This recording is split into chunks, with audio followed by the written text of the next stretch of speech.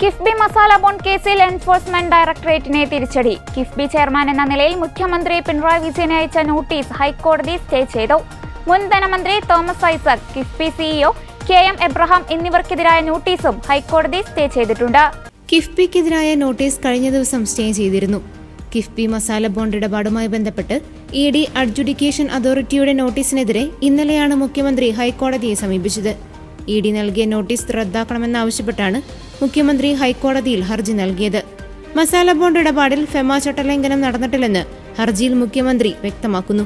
ED. നടപടി രാഷ്ട്രീയ പ്രേരിതമെന്നാണ് ഹർജിയിലെ വാദം. മസാല ബോണ്ട് കേസിൽ ഇ.ഡി. കിഫ്ബിക്ക് നൽകിയ നോട്ടീസ് കഴിഞ്ഞ ദിവസം ഹൈക്കോടതി 3 ദിവസത്തേക്ക് സ്റ്റേ ചെയ്തിരുന്നു. ഇതിന് പിന്നാലെയാണ് മുഖ്യമന്ത്രി ഹൈക്കോടതിയെ സമീപിച്ചത്. അതേസമയം ഹൈക്കോടതി സിംഗിൾ ബെഞ്ചിന്റെ ഉത്തരവിനെതിരെ ഇ.ഡി. അപ്പീൽ നൽകിയിട്ടുണ്ട്.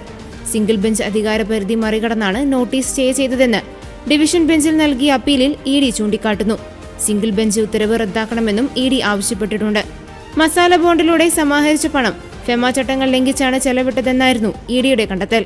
ഇതുമായി ബന്ധപ്പെട്ടാണ് ഇ.ഡി. അഡ്ജുഡിക്കേറ്റിംഗ് അതോറിറ്റി മുഖ്യമന്ത്രിക്ക് നോട്ടീസ് നൽകിയത്. എന്നാൽ ഇ.ഡി. നടപടി രാഷ്ട്രീയ പ്രേരിതമെന്നാരോപിച്ച് കിഫ്ബി ഹൈക്കോടതിയെ സമീപിച്ചത്.